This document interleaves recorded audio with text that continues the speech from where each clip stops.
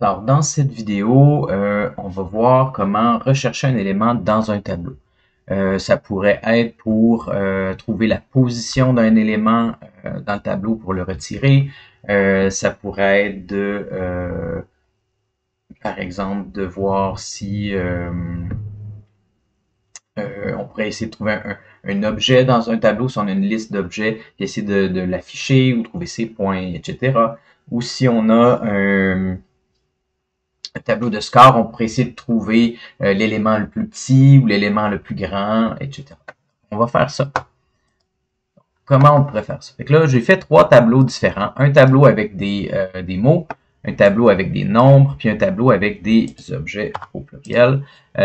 Donc, qui pourraient être différents morceaux là, dans notre jeu.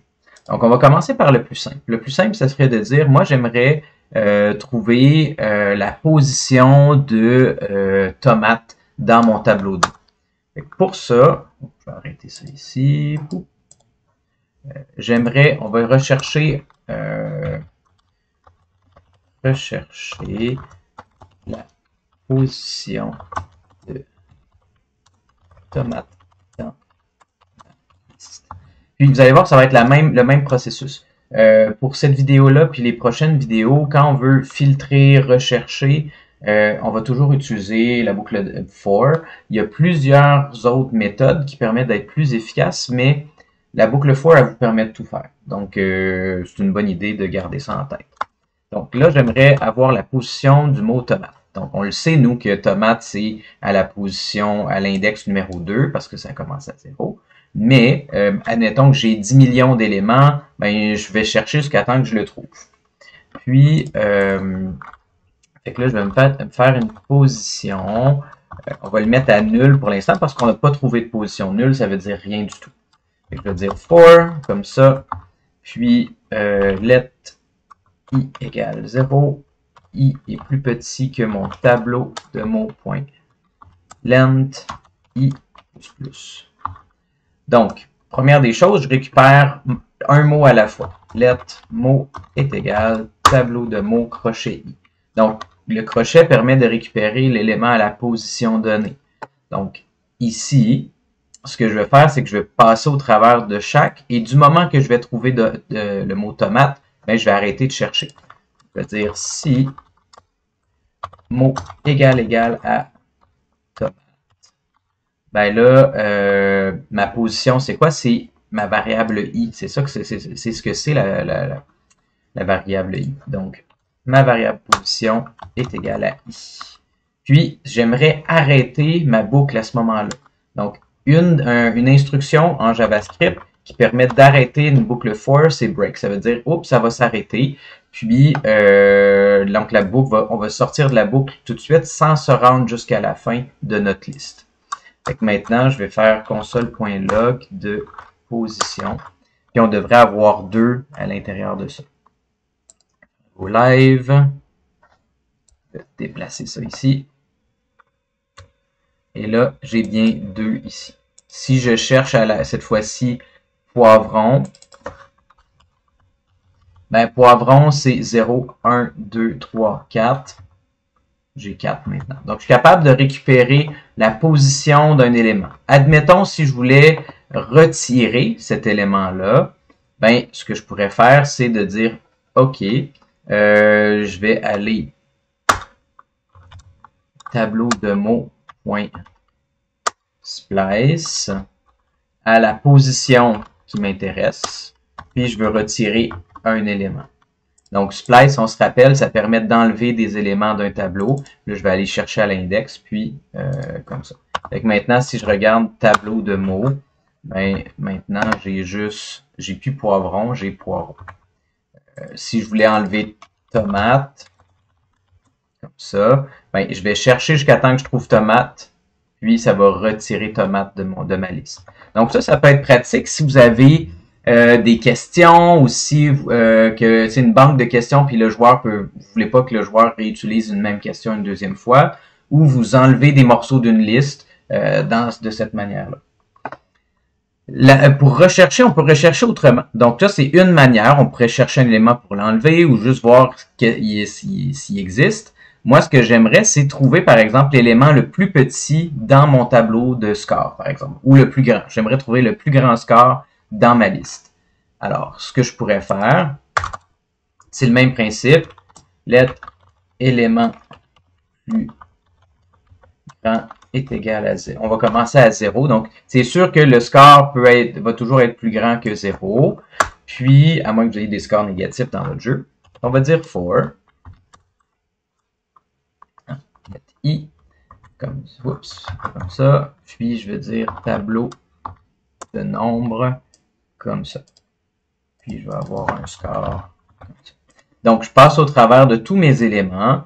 Puis, si, c'est le même principe, si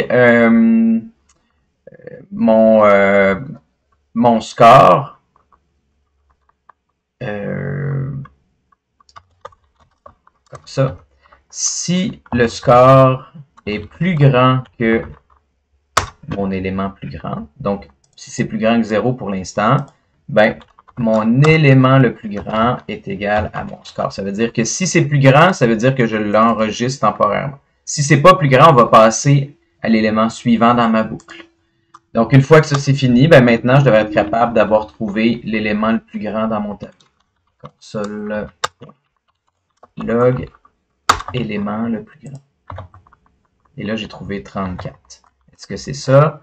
J'arrive, j'ai bien 34. Si je mets 1000 ici, ben j'ai 1000.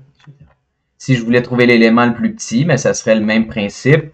Je pourrais dire que je pourrais partir d'un très très grand nombre, puis je pourrais diminuer cette fois-ci. Donc si c'est plus petit que, ben là je diminue, puis jusqu'à temps que je trouve le plus petit. Voilà. Puis, ou sinon, j'aurais pu aussi commencer avec, au lieu de commencer à 0, si je voulais trouver le plus petit, on va le faire, hein, je vais le faire après. On va faire ça. Let élément plus petit. Ben, je vais commencer par vérifier, au lieu de mettre 0, je vais trouver le plus petit. Je vais commencer par enregistrer le premier élément de ma liste. Puis, for, comme ça, tableau de nombre. Puis, si,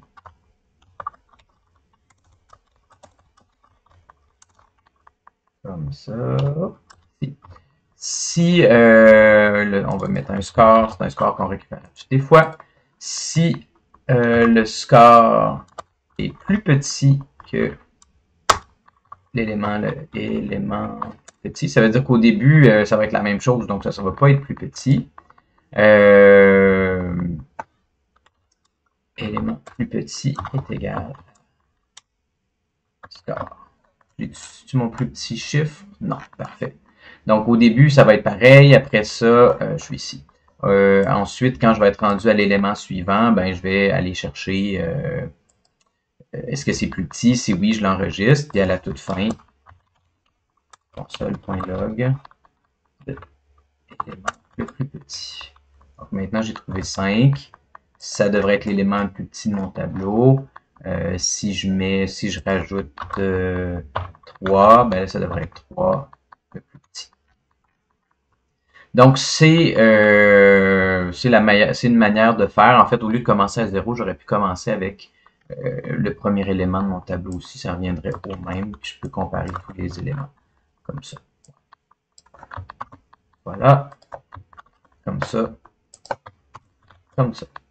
Je pourrais faire la même chose avec mon tableau de mots ici. Je pourrais essayer de trouver celui qui a le plus de lettres à l'intérieur. Donc, je pourrais trouver mon mot le plus long là-dedans. Donc, le principe de la recherche reste toujours la même. Là, j'ai enlevé une accolade exprès ici. Donc, si je voulais trouver le mot le plus long, je vais me mettre avec les mots. Lettres, mot plus long est égal à tableau de mots crochet 0. Puis Puis là, je vais me faire une boucle for let i égale 0. I est plus petit que tableau de mots point length i plus. Fait que là, je pourrais aller... pourquoi je pourrais avoir le mot le plus long? Ben, ça pourrait être, par exemple, un jeu où il y a plusieurs joueurs qui doivent faire des mots avec un paquet de lettres. Puis celui qui a fait le plus long mot gagne des points, par exemple. Donc, il faudrait qu'on trouve le mot le plus long qui a été choisi. Donc là, j'arrive ici. Je vais dire un mot à la fois. Je récupère donc tableau de mots crochet i. Donc, je récupère un mot à toutes les fois que je passe dans ma boucle. Et là, moi, ce que j'aimerais, c'est passer au travers parce que je veux vérifier si chacun des mots est plus long que le premier. Donc, comme ça. If mot le plus long point length. Donc, la longueur de mon mot qui est là est plus grand que... En fait, c'est l'autre, excuse-moi. Si le mot que je viens de récupérer, point length, est plus grand que le mot le plus long, point length, ben, mon mot le plus long est égal à mon nouveau mot. Et à la toute fin, console.log. Mot plus long. Donc, je devrais arriver à carotte, c'est le plus long. On va aller tester ça. On va se faire un nouveau mot qui est vraiment long. Ou fleur.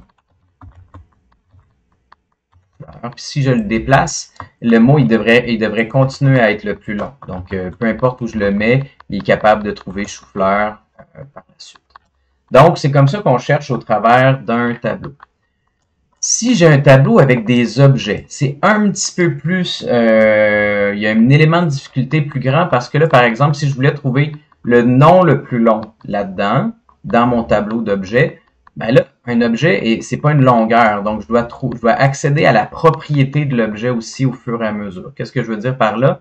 C'est quand je vais passer dans ma boucle, je vais récupérer tout ça, puis après les propriétés, on les accède avec la méthode par point, donc point X, point Y, point nom, point, etc. Donc si j'arrive ici, j'aimerais trouver, qu'est-ce que j'ai comme option? Ben, je pourrais trouver l'élément le plus à droite. Ça voudrait être celui qui a le X le plus grand, celui qui serait le plus, mettons si je fais un truc avec la file d'arrivée, celui qui s'est rendu le plus loin, ben celui qui est le plus à droite. Dans mon tableau d'objets, je continue. Élément plus à droite. Puis là, pour l'instant, on va dire tableau d'objet crochet 0. Donc, je ramasse le premier élément. Si j'en trouve pas d'autres, ben ça sera lui. Puis, même chose, boucle for. C'est toujours la même structure, hein? On s'en rend compte. I est plus petit que mon tableau d'objet point length. Donc, la liste a une longueur. I plus plus. Et là, cette fois-ci, je vais trouver un objet. Let objet est égal à tableau d'objet crochet. Et là, ça vaut la peine que je regarde dans ma console qu'est-ce que ça nous amène, cet objet-là. Okay. Juste pour qu'on voit. Je vais regarder ça. Je vais aller dans ma console. Et là, vous voyez, ça me redonne un objet complet. Je ne peux pas juste dire couleur ou point ou non. Je dois trouver l'objet en premier, puis ensuite, j'accède à sa propriété. Donc, par exemple, je pourrais dire si, là, cette fois-ci, je voudrais la propriété X. Donc, si l'objet .x, donc c'est la propriété X de l'objet, le premier objet dans ma boucle, ensuite le deuxième, le troisième, le quatrième, etc. Si il est plus grand que mon élément à droite .x, donc si la propriété X de lui est plus grande que la propriété X de lui, ben là, mon élément plus à droite est égal à mon objet. Donc, je remplace l'objet au complet par je remplace mon élément par un objet au complet. Et là, je vais regarder let, non, c'est pas let, c'est console.log de mon élément le plus à droite. Là, maintenant, je vois que en X, c'est 120. Je vais aller voir. OK, si je viens en remplacer un autre, 200, mettons, ça serait ma tomate. Là, c'est ma tomate qui est le plus à droite. Donc, je suis capable d'aller chercher des mots, chercher des nombres, puis chercher des objets dans une liste. La différence, c'est qu'avec les objets, on doit vérifier les propriétés. Donc, si je cherche les couleurs qui sont pareilles ou les éléments ou celui qui est différent des autres, ben, je dois accéder par la propriété, puis j'enregistre l'élément soi. Mais la structure pour chercher un élément, c'est toujours pareil. On commence par mettre un élément en dehors de la boucle qu'on va chercher. On peut commencer par le premier élément de la liste. Puis là, on passe au travers. Si on n'a pas besoin de passer au travers de la liste, dans le sens qu'il faut trouver le premier qui a une caractéristique, on peut utiliser break pour arrêter. Ou si on veut trouver le plus long, le plus grand, le plus petit, là, il faut passer au travers de chacun, puis on ne met pas le break dans notre. Voilà, c'est comme ça qu'on cherche un élément dans une boucle. Il existe d'autres méthodes, comme la méthode find, qui va faire la même chose, mais ça sort un peu du cadre du cours maintenant, mais je vous invite à aller voir dans la documentation sur les arrays la méthode find.